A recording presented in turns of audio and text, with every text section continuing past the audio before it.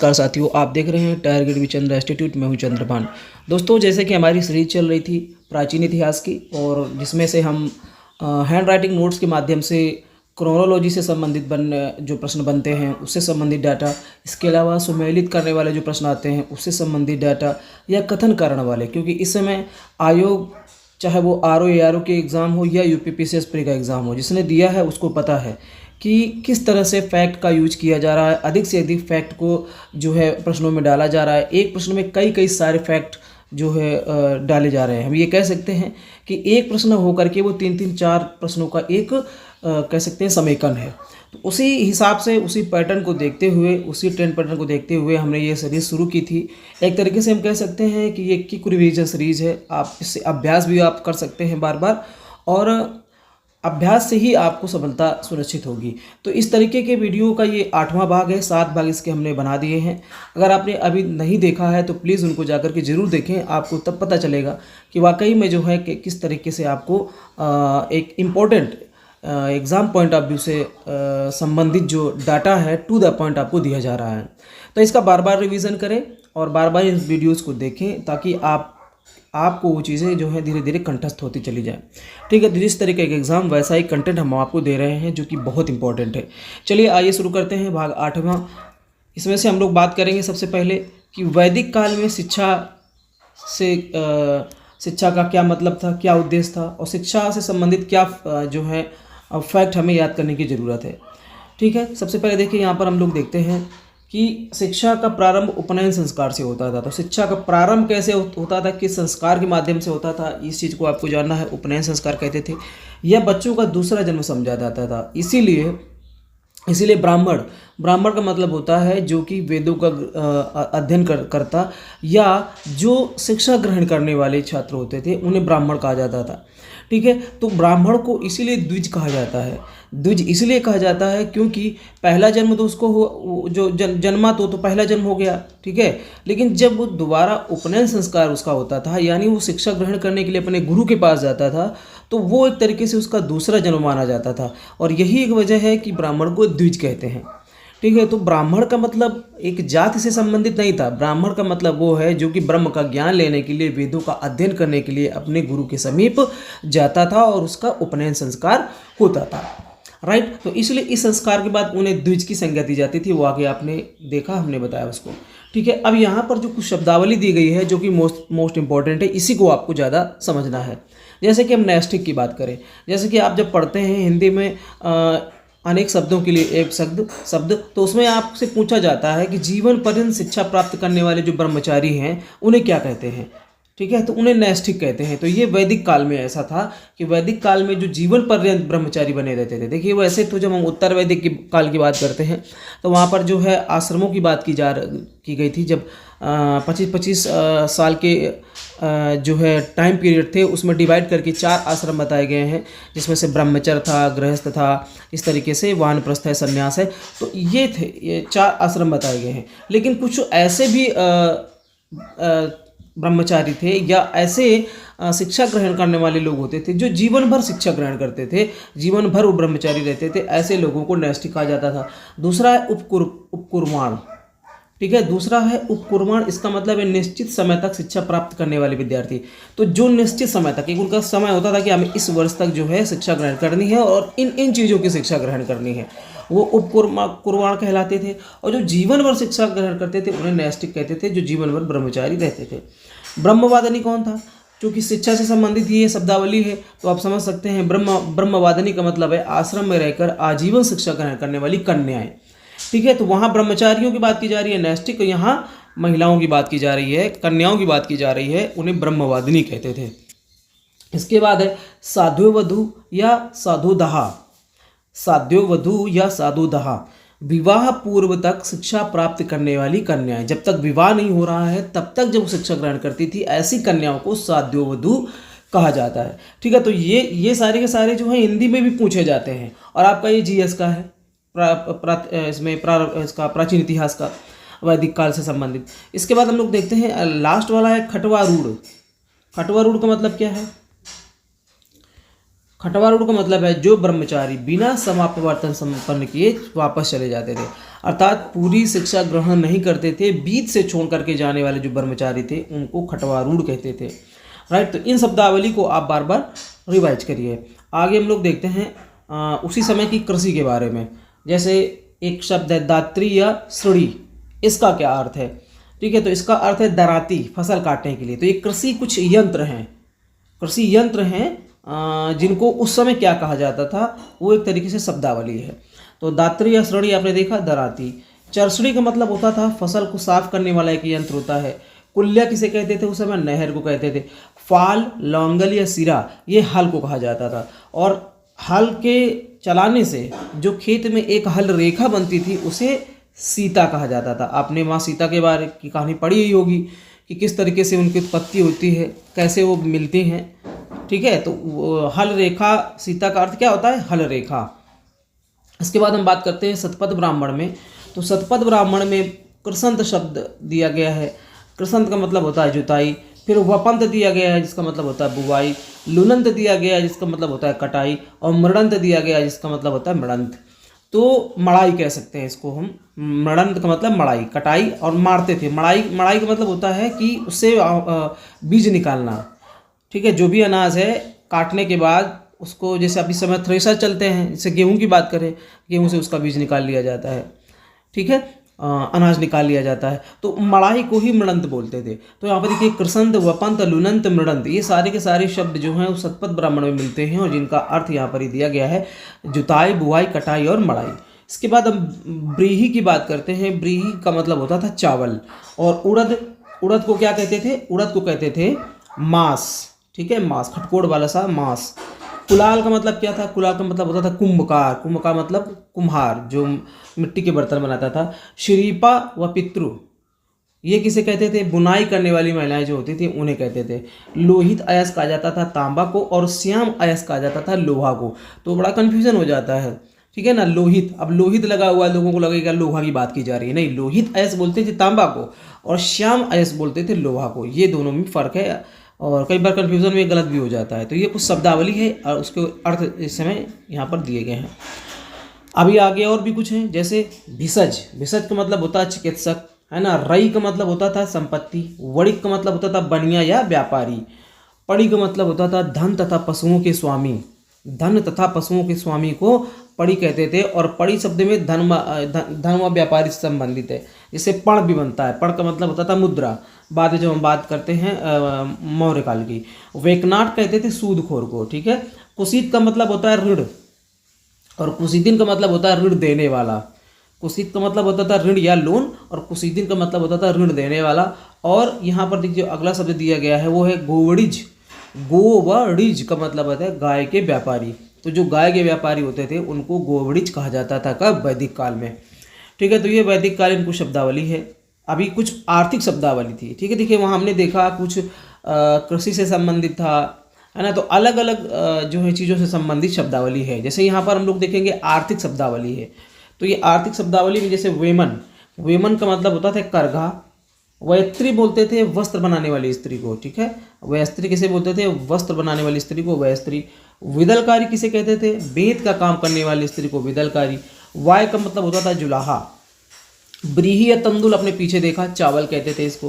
पेशेसकारी का मतलब होता था कसीदाकारी करने वाली महिलाएं। कसीदाकारी करने वाली जो महिलाएं थी उनको पेशेसकारी बोलते थे। और उपल प्रक्षिणी का मतलब होता था अनाज पीसने वाली स्त्रियां। ठीक है, तो यहाँ से सुमेलित करने वाला प्रश्न अच्छा बन सकता है और ये प्राचीन इतिहास से संबंधित है, वैदिक काल से। राइट, आगे हम लोग देखते हैं धार्मिक स्थिति। अभी हमने देखा यहाँ पर आर्थिक स्थिति के बारे में। अब धार्मिक स्थिति से संबंधित जो शब्दावली है उसमें क्या क्या है, जैसे सब पहला है अपसुजित। अपसुजित का मतलब होता था बांधों को तोड़ने वाला। पुरंदर, किलों को तोड़ने वाला। सोमपाल, सोमरस का पालन करने वाला। तो ये कह सकते हैं कि तीनों जो हैं वो इंद्र के पर्यायवाची हैं। ठीक है, तो आपसे जैसे आपने पुरंदर, सोमपाल हो सकता है पढ़ा हो, लेकिन अपसुजित शायद आपको किताबों में ना मिला हो। तो याद रखिए हिंदी के लिए कितना मोस्ट इंपॉर्टेंट है। यहाँ पर पूछ लेगा अपसुजित किसका पर्यायवाची है ना। तो आपको पता होना चाहिए इंद्र का पर्यायवाची है और इसका अर्थ होता है बांधों को तोड़ने वाला। तो हिंदी में तो पर्यायवाची के लिए पूछ लेगा, और जीएस में अगर ये पूछेगा जीके में तो इस तरीके से सुमेलित करने वाला पूछ लेगा, है ना, कि बांधों को तोड़ने वाला। फिर उसके सामने दे देगा कुछ और, पुरंदर दे सकता है, सोमपाल दे सकता है, या किसी और का नाम दे सकता है। तो याद रखिएगा, अपसुजित, पुरंदर, सोमपाल, ये तीनों जो हैं ये इंद्र के बारे में हैं, और इन तीनों का अर्थ क्या क्या है वो आपने यहाँ पर पढ़ा। इसके बाद है धौष। ठीक है, धौष और पृथ्वी। तो धौष को कहा जाता था अग्नि के पिता, और पृथ्वी उसकी माता थी। ठीक है, तो अग्नि के पिता और माता, तो अग्नि के पिता थे धौष और माता थी पृथ्वी, ये कहा जाता था। धौष जो है आर्यों का पिता भी इन्हें कहा जाता है। अग्नि को पुरोहित होता या यज्ञी भी कहा जाता है। अग्नि को और क्या कहा जाता है? आहुतियों का स्वामी, धर्मों का प्रधान। ठीक है, आहुतियों का स्वामी और धर्मों का प्रधान भी अग्नि को कहा जाता है। और क्या कहा जाता है अग्नि को? प्रातः काल उदित होने वाला मित्र और सायंकाल का वरुण। ठीक है, तो इस तरीके से जो है अग्नि के अलग अलग कई अर्थ हैं, अलग अलग नाम जो है वो हमें वेदों में मिलते हैं। आगे हम लोग बात करते हैं, अभी और भी हैं, जैसे अग्नि को और भी क्या क्या कहा जाता है? पृथ्वी तथा स्वर्ग के मध्य संदेशवाहक, ये किसे कहा जाता है? अग्नि को। पृथ्वी तथा स्वर्ग के मध्य संदेशवाहक। वरुण, ऋतस्वगोपा, वरुण को क्या कहा जाता था? ऋतस्वगोपा, ऋतु के रक्षा के बोला जाता है, और जल निधि के देवता। ठीक है, तो अब आप कई बार दे देगा कि ऋतस्वगोपा किसका पर्यायवाची, हिंदी की अगर बात करें ऋतस्वगोपा किसे कहते हैं, उसमें से आपको वो दे देगा, इंद्र को दे देगा, है ना, और बादल का दे सकता है, समुद्र का दे सकता है, और उसमें आप फंस जाएंगे। तो ऋतस्वगोपा जो है कहते हैं वरुण को। अगला वरुण का ही है, विश्व की नैतिक और भौतिक व्यवस्था का रक्षक भी कहा जाता है। वरुण को संसार का राजा भी कहा जाता है। वरुण की तुलना ईरान के अहुर माजदा, ठीक है, अरुण की तुलना किससे की गई है? ईरान के जो देवता है अहुर माजदा तथा यूनान के ओरनोस तथा सुमेरिया के ईओन से की जाती है। इंपॉर्टेंट है, ये कथन में पूछा जा सकता है।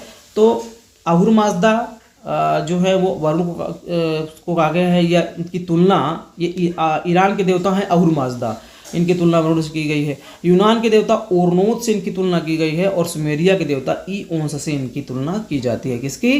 वरुण की। आगे हम लोग बात करते हैं कुछ प्रमुख यज्ञ की। तो ये कुल मिलाकर के 4 यज्ञ आप यहाँ पर देख रहे हैं, इनका अर्थ जो है वो आपको जानना है। जैसे वाजपेयी यज्ञ का मतलब होता था रथ दौड़ और खान पान से संबंधित यज्ञ। जब रथ दौड़ होती थी, राजा का एक कह सकते हैं मनोरंजन का साधन था, रथ दौड़ घुड़दौड़ होती थी, और खान पान से संबंधित जो यज्ञ होता था उसे वाजपेयी यज्ञ कहते थे। राजसूय यज्ञ का मतलब होता था राजा के सिंहासनारोहण से संबंधित। जब राजा सिंहासन धारण करता था उस समय उसका राजसूय यज्ञ होता था। ठीक है, अश्वमेध यज्ञ मतलब होता था राजा की चक्रवर्ती विजय से संबंधित। एक घोड़ा छोड़ा जाता था और उसके बाद जो उसको पकड़ता था उससे युद्ध होता था, और नहीं पकड़ता था तो जिस एरिया में वो घोड़ा घूमता था वो एरिया जो है उस राजा के अंतर्गत या नियंत्रण में आ जाता था। तो आपने देखा होगा रामायण में जो है श्री रामचंद्र जी ने जब वो जीत करके आते हैं वहाँ से लंका से, उसके बाद फिर वो जब ये होता है अश्वमेध यज्ञ, तो एक घोड़ा छोड़ते हैं जिसको कौन पकड़ लेते हैं? लव और कुश पकड़ लेते हैं, है ना। फिर इसके बाद जाते हैं वहाँ जो है लोग लड़ने, हाँ, लास्ट में हनुमान जी भी जाते हैं, उनको भी जो है बंधन में बना लिया जाता है तो उनके द्वारा। तो इस तरीके से आपने अश्वमेध यज्ञ के बारे में समझा कि अश्वमेध यज्ञ का मतलब था कि चक्रवर्ती राजा, कि वो चारों दिशाओं का शासक हो गया, चारों दिशाएं उसकी हो गई, जिस तरफ भी वो घोड़ा जाएगा उस तरफ जो है उसका नियंत्रण स्थापित हो जाएगा। पुरुषमेध यज्ञ का मतलब था मनुष्य की बलि से संबंधित था पुरुषमेध यज्ञ। तो ये 4 यज्ञ यहाँ पर आपको दिए गए। इसके बाद कुछ और यज्ञ हैं जिनसे संबंधित यहाँ पर फैक्ट दिए गए हैं। जैसे पंच महायज्ञ के अंतर्गत कौन कौन से यज्ञ आते हैं? तो पंच महायज्ञ के अंतर्गत पहला है भूत यज्ञ, फिर दूसरा है मनुष्य यज्ञ, पितृ यज्ञ, देव यज्ञ और ब्रह्म यज्ञ। तैत्तिरीय संहिता में 3 ऋणों का उल्लेख मिलता है, 3 प्रकार के लोनों का उल्लेख मिलता है जिन्हें चुकाना आवश्यक है। जैसे एक है देव ऋण, ऋषि ऋण और पितृ ऋण। आपने पितृण जो है वो आपने जो है देखा होगा, समझते होंगे इसके बारे में, पितर के बारे में समझते होंगे। तो वो पितृ ऋण होता है, उसको चुकाना होता है और उसके लिए पूजा पाठ किया जाता है। ठीक है, तो ये 3 ऋण ऐसे हैं तैत्तिरीय संहिता में जिनका वर्णन किया गया है कि इन्हें चुकाना आवश्यक है, देव ऋण, ऋषि ऋण और पितृ ऋण। ठीक है, इसके बाद 4 पुरुषार्थों की बात की गई है। 4 पुरुषार्थ कौन कौन से हैं? धर्म, अर्थ, काम और मोक्ष। तो ये सारे के सारे जो है वेदों में इनकी बात की गई है। इसके बाद हम लोग आगे बात करते हैं प्रमुख भारतीय दर्शन के बारे में। ठीक है, ये हो सकता है आपको पता भी हो और कई बार एग्जाम में पूछ लेता है, इसलिए मैंने सोचा कि क्यों ना यहाँ पर भी इसकी बात कर ली जाए। जैसे पहला है सांख्य। सांख्य दर्शन से संबंधित कौन है? कपिल मुनि। योग दर्शन किसका है, वो पतंजलि का है। न्याय दर्शन किसका है, गौतम ऋषि का है। वैशेषिक दर्शन किसका है, कणाद या उलूक का है। पूर्व मीमांसा किसका है, जैमिनी का है। वेदांत या उत्तर मीमांसा किसका है, ये बादरायण का है। तो ये सुमिलित करने वाला कई बार प्रश्न पूछा गया है, तो कई बार सिंपल वाले प्रश्न भी गलत हो जाते हैं, तो रिवीजन के हिसाब से यहाँ पर रख लिया गया है ताकि आप इसको अभी रिवीजन कर लें, एक बार देख लें। हालांकि आपने इसको पढ़ा जरूर होगा। आगे हम लोग बात करते हैं जैन तीर्थंकर तथा उनके प्रतीकों के बारे में। ठीक है, यहाँ से भी प्रश्न सुमिलित करने वाला बनता है। जैसे आदिनाथ या ऋषभदेव जो पहले तीर्थंकर थे, इनका प्रतीक क्या था, इनका प्रतीक था वृषभ या सांड या बैल। अजितनाथ हाथी, संभवनाथ अश्व, अभिनंदननाथ कपि। अभी देखिए इसका तरीका यही है कि आप इसको आपको याद करना पड़ेगा। कैसे आप याद कर सकते हैं वो आप जान सकते हैं। हालांकि मैंने कैसे याद किया है वो आपको मैं बताऊं तो मैं यहाँ की मात्राओं से संबंधित, जैसे ऋषभ से मैंने इसको याद किया था वृषभ, ऋषभ से वृषभ। अजित नाथ, तो इससे कुछ हाथी से ही देखिए इसका मिला कह सकते हैं राइम बन रही है इसकी। संभव, अब संभव, अब वाह आ रहा है तो अश्व आ रहा है यहाँ पर, तो ये संभवनाथ का अश्व हो गया। अभिनंदन, नंदन बंदर है ना, नंदन बंदर, इस तरीके से हमने याद किया तो अभिनंदन नाथ का बंदर या कपि हो गया। सुमतिनाथ, सुमतिनाथ क्रौच हो गया। चकवा पक्षी जो होता है उसे बोलते हैं। पदम प्रभु, पदम प्रभु का पदम ही है तो इनका तो लगभग वैसे ही है, तो आपको याद करने में समस्या नहीं होगी। सुपार्श्वनाथ का भी स्वास्तिक है, सा से ये शुरू होते हैं, सा से वो भी। चंद्र प्रभु का चंद्रमा, ये भी आपको याद करने में समस्या नहीं होगी। शिवदीनाथ का मकर है। तो इस तरीके से जो थोड़ा अलग है, डिफरेंट है, उनको याद कर लिए, बाकी को आप जोड़ करके देख सकते हैं। जैसे चंद्र प्रभु का चंद्रमा हो गया, सुपार्श्वनाथ का स्वास्तिक हो गया, पदम प्रभु का पदम हो गया। ठीक है, तो ऐसे ये तो याद हो जाएंगे। जो अलग हैं उनको थोड़ा सा आपको ज़्यादा फोकस करना होगा। स से शीतलनाथ, स से श्रीवत्स। श्रेयांसनाथ का गैंडा है, वासुपूज्य का महिष है। इसके बाद विमलनाथ, विमलनाथ वा से विमलनाथ, वासी वारा हो गया। अनंतनाथ का सेही हो गया। धर्मनाथ का वज्र हो गया। ठीक है, धर्मनाथ का वज्र, और इंद्र का भी वज्र होता है। शांतिनाथ का मृग हो गया। अब देखिए हिरण जो है वो शांत होता है, वो शांत जंगल में शांति से चुपचाप घूमता है, तो शांतिनाथ का हिरण हो गया। कुंथुनाथ का अज हो गया, मतलब अज का मतलब बकरा। अरनाथ का हो गया मीन। ठीक है, मीन इनका प्रतीक चिन्ह था। इसके बाद मल्लीनाथ की बात करें तो इनका कलश था प्रतीक। मुनि सुब्रत की बात करें तो कूर्म इनका जो है प्रतीक था। नमीनाथ की बात करेंगे तो नीलोत्पल, कमल का पर्यायवाची होता है, उसका जो है इनका प्रतीक था। अरिष्टनेमी की बात करेंगे तो शंख इनका था, और अरिष्टनेमी को श्री कृष्ण का जो है माना जाता है, समकालीन माना जाता है, इनका भी शंख था। पार्श्वनाथ की बात करेंगे तो इनका सर्प फण था, सांप का फन, और महावीर जो है इनका सिंह था, यह शेर था। ठीक है, तो 24 जो है यहाँ पर तीर्थंकरों के बारे में बात की गई, उनके प्रतीक चिन्ह क्या हैं उसके बारे में आपने यहाँ पर देखा। चलिए आगे हम लोग देखते हैं जैन धर्म से संबंधित हाँ इसके जो 2 संप्रदाय थे उसके बारे में कुछ पूछ सकता है इंपॉर्टेंट चीज़ें।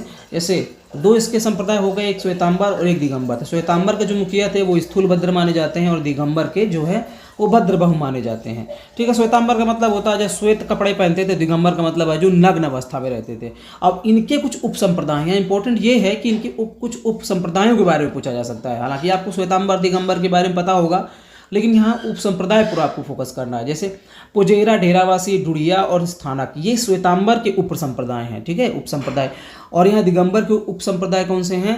ठीक है, जैसे जो आपका 20 पंथी है, 13 पंथी है, तारण पंथी है, गुमान पंथी है, तोता पंथी है, ये जो हैं वो दिगंबर संप्रदाय के उप संप्रदाय हैं। ठीक है, तो ये उप संप्रदाय से प्रश्न पूछा जा सकता है, इसलिए यहाँ पर इसको लिया गया है।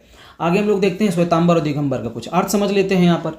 जैसे श्वेतांबर का मतलब जैसे मैंने पहले बताया कि श्वेत वस्त्र धारण करते हैं, ये पूर्णतः नग्न रहते हैं। ये स्त्री के लिए मोक्ष संभव बताते हैं कि स्त्री के लिए भी मोक्ष संभव है। ये लोग कहते हैं कि स्त्री है तो मोक्ष संभव नहीं है। ये लोग कहते हैं महावीर विवाहित थे, कौन? श्वेतांबर वाले। जबकि ये लोग कहते हैं नहीं, महावीर अविवाहित थे। ये कहते हैं कि श्वेतांबर वाले को 19वें तीर्थंकर मल्लिनाथ स्त्री थे, इनके अनुसार ये कहते हैं ये पुरुष थे। ठीक है, तो ये इनमें मतभेद है। इसके बाद ये जो हैं श्वेतांबर वाले, इनको यति, आचार एवं साधु कहा गया है, जबकि इनको झुल्लक, एल्लक और निगृंथ कहा गया है। इनका प्रमुख केंद्र जो है वो गिरनार है, और इनका प्रमुख केंद्र जो है पुंड्रवर्धन बंगाल में पड़ता है, ये इनका प्रमुख केंद्र है। तो ये श्वेतांबर और दिगंबर के बारे में कुछ इंपॉर्टेंट जो है अंतर हैं, डिफरेंस है, उनके बारे में बात की गई है। आगे हम लोग बात करते हैं जैन संगीतियों के बारे में। कितनी जैन संगीतियाँ हुई थी? बौद्ध संगीतियों के बारे में आपने पढ़ा होगा। तो उसी प्रकार से जैन संगीतियाँ भी हुई थी। तो यहाँ पर उनके समय, स्थान और अध्यक्ष और क्या परिणाम हुआ उसके बारे में दिया गया है। जैसे कि कुल मिलाकर के 2 जो जैन संगीतियाँ हुई थी, तो पहली थी चतुर्थ शताब्दी ईसा पूर्व में, और ये कहाँ पर हुई थी? पाटलिपुत्र में, ठीक है। तो ये सुमेलित करने के लिए दे सकता है कहाँ हुई थी। इसके बाद इसकी अध्यक्षता की थी स्थूलभद्र ने, ठीक है। और जैन धर्म के 12 अंगों का संकलन किया गया था। श्वेतांबर व दिगंबर 2 संप्रदायों का गठन हुआ था इसी वाले में, यहीं से अलग हो गए थे, ठीक है। पहली जो आपकी जैन संगीति हुई थी। दूसरी जैन संगीति होती है 513 या 526 ईस्वी के लगभग, कंफर्म नहीं है, दो डेट में आप समझ सकते हैं। और ये इसका स्थान था वल्लभी, ये कंफर्म है, ठीक है, ये कंफर्म है, वल्लभी गुजरात में हुआ था। और इसके अध्यक्ष देवार्धी गण क्षमा श्रवण को माना जाता है। और इसके बारे में जो परिणाम इसका है, जो विशेषता है, वो क्या है कि जैन आगमों का अंतिम रूप से संकलन एवं लिपिबद्धीकरण यहाँ पर किया गया था। इसमें दूसरी वाली जो जैन संगीति हुई थी वल्लभी में, राइट। तो ये इसके अध्यक्ष आप याद कर लीजिए यहाँ पर, और ये स्थान याद कर लीजिए, ये इंपॉर्टेंट है, ठीक है। आगे हम लोग बात करते हैं जैन धर्म के कुछ संप्रदाय भी हैं। जैसे अभी आपने देखा, श्वेतांबर के स्थूलभद्र हो गए, दिगंबर के भद्रबाहु थे, और यापनी संप्रदाय था, उसके कौन थे? श्री कलश। यापनी के कौन थे? श्री कलश। और इसके बाद है पंचस्तूप निकाय। पंचस्तूप निकाय के जो हैं जिनसेन अनुयायी इनके थे। पंचस्तूप निकाय के अनुयायी जिनसेन थे, ठीक है। यापनी संप्रदाय के जो हैं वो श्री कलश थे, ठीक है। तो ये जैन धर्म से संबंधित संप्रदाय थे। इस वीडियो में इतना ही, फिर इसके आगे का जो फैक्ट होगा उसके बारे में हम नेक्स्ट वीडियो में बात करेंगे, ठीक है। तो इसका बार बार आप रिवीजन करिए, और इस तरीके से आपको जो है डाटा याद होता जाएगा, और फिर आपको एग्ज़ाम में कोई समस्या नहीं होगी। तो वीडियो देखने के लिए आपको बहुत बहुत धन्यवाद। Thank you.